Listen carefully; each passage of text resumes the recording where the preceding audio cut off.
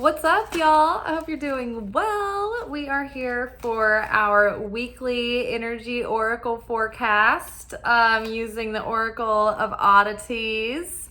I think this is a limited edition print. I'm not sure if it's available to buy anymore, but this is actually 3 editions of an oracle deck all smushed into one. It's one of my favorites. I use it every week for myself, and I use it for all my clients. Our first card out is humanity. So think about your growth and your development and your up leveling this week in terms of like what you're actually contributing to humanity.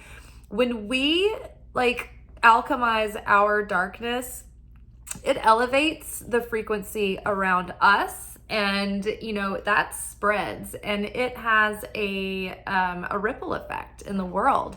And so we're forever changing darkness into light.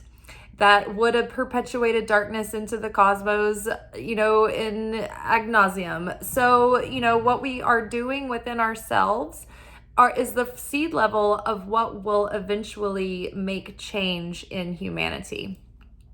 I think also recently I've been thinking about, goals and purpose and things in terms of what I'm contributing to humanity or the effect that I'm leaving on mankind, rather than, these limited ideas of what is successful, what makes you successful in life, or, what we perceive that to be.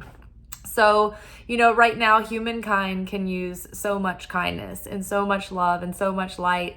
And, it's like we need to build a frequency of unity on the planet. And it starts in little pockets and it grows. And, when you're with a group of people that have conflict, when you can work together to push through that discomfort instead of going deeper into the differences and the separation and the grudges, it's like if you can find a way to, build unity, it reveals so much miraculous power, and it spreads and it changes the consciousness of each individual in the group. And, it forever lays the groundwork for, a positive connection, positive, wholeness, right? We want to remember that, it's funny hold on one moment.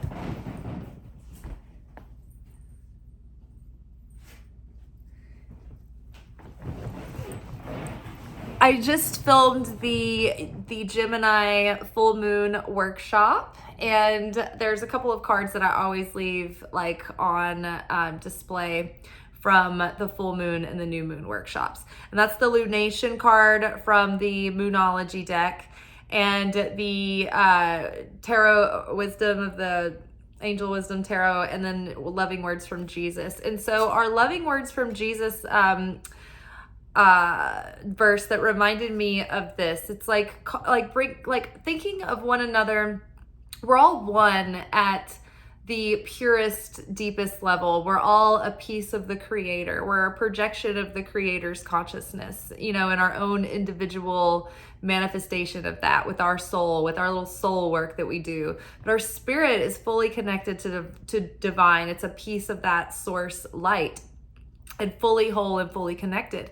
So we're all fully whole and fully connected. And originally we are all souls from one, original soul of mankind all together. So we're all brothers and sisters.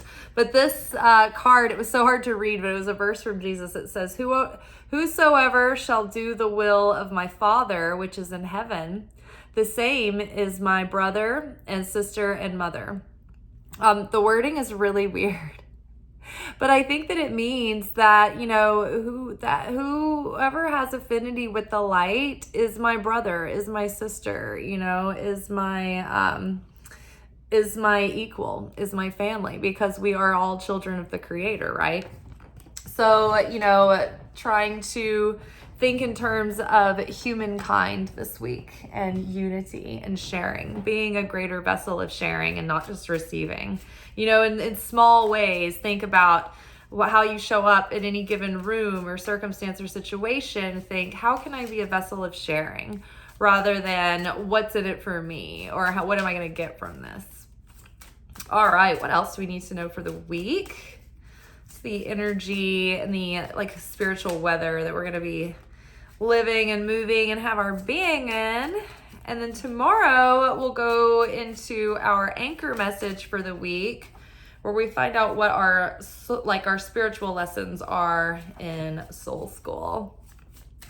I thought we had a flipper, but we didn't. Ooh, oh my gosh, vision. Okay, this came up in my personal reading for the week. And I think that this makes a lot of sense with our Mercury full moon. It's like things are becoming really clear and more crystallized and more condensed. And so we're really getting a sense of our greater vision and the greater vision of how it all connects, and seeing, forward. Okay, what am I moving towards, and how can I make dynamic choices that will move the needle to get me there? How can I make active change, right? That pushes the needle forward, that brings me step by step closer to what I want to create? How can I be in the being of it now in some way?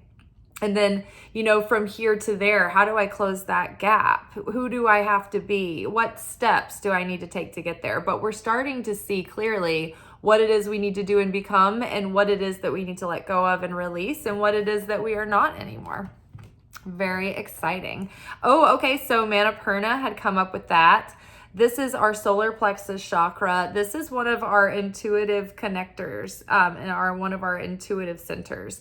This is a sense of when you have that feeling, that knowing, it's not necessarily as deep down as your gut, but it's in that area, but it's like that knowing right underneath your heart. Like you're certain. And it's like, I think it's called clairsentience, when you just know, and it's a really hard one to pick up on. But this also, helps with your, this is where your confidence comes from, and your willpower, and your drive, right? And your determination, and your hunger, your fire. So the vision, this is like an intuitive seeing, right? When we have a gift of prophecy, it's like, it's not always about knowing the future and what's coming. It's sort of being able to see the big picture, and what's happening right now, like what it means and what it's all for and why it's all playing out the way it is. It's like when you have that sense of, oh, okay, I get it. I can connect the dots, and then that translates into discernment and wisdom. And then, you can kind of see how, like, okay, I can see how this is playing out. I can see how it's going to play out. It's not always as extreme and dramatic as predicting events in the future.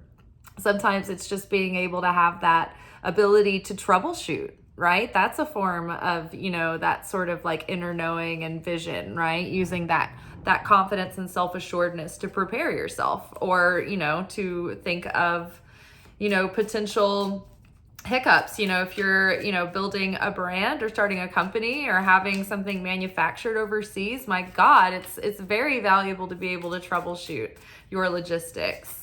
It's a big, huge time and money saver. Okay, and then what left? Oh, build. Okay, so we are, launching into this new beginning. We've jumped timelines, and now this new story is really getting going. So we're beginning to build new cycles. It's all very exciting. And so we want to build from the heart and make that heart centered what we're building, and put our passion in it, and our vision. It's like this has, it looks like it has a heart, or maybe it's a stomach. I've never really paid much attention to the organ right there. But either way, it's like, if it's a stomach, it represents our hunger, our desire to actually build. Nothing gets done without desire. It takes desire to motivate us to get out of bed, right? Oh, I desire to get up to go to the kitchen and cook something for dinner, or I desire a glass of water. I gotta walk across the room. It's unless we have a desire for something, we're not motivated. The eyes down here, it's like our vision, is what's driving us. What we see, how we perceive things can affect our desire. And, if this was a heart, which I don't think it is, but pretend that seems, it's true, is to center what we're building around, you know, making it heart-centered, making it something that our whole heart is in, right? You know, not the wounded heart that can lead us astray, but that healed heart that's totally connected to source, to Holy Spirit, to higher self, that's pulling you toward the direction of your fulfillment and your purpose and your ultimate potential. All right. I think that this is really exciting. I think this week we are really, you know, having this moment where, you know, we're seeing things clearly. We are having revolutionary shifts in our thinking and our perceiving and our expectations for ourselves. And I think things are beginning to come together. But with that fire igniting and that hunger growing, that is very powerful.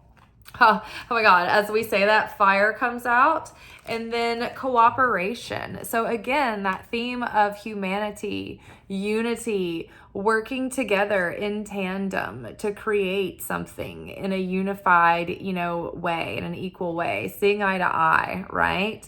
I've always been a big fan of this card. I think it's really interesting and kind of cute and sweet. If not morbid and macabre. But it reminds me of when, you know, when you're like sleeping head to foot, you know, like you're facing someone, or like remember when you would do I don't know if you were ever a little girl back in the day and you did the spider swing, the swing sets with a partner and you're like conjoined. But yeah, so cooperation, unity, togetherness, oneness, right? Treating everyone as if they are your brother or sister, and letting that unity, you know, propel you, and really letting that fire inside get ignited by the spiritual and conscious rebirth, letting that kundalini rise again, and that wisdom and that discernment is coming forward, so that instead of having the negative serpent there that is misleading, that leads with illusion, that we have the positive serpent of growth and expansion and the shedding of the old and the renewal and the rebirth and the new upliftment and enlightenment from what is base. All right, you guys. Well, I think that is all for now. I am excited for y'all to watch the full moon workshop. Go watch that. It is almost finished uploading. It will be probably available any minute, maybe even before this video is. All right. I hope y'all have a good week ahead. I will see you in our next video for our anchor message, where we will go into the spiritual lessons for the week ahead. All right. Take care. Ciao.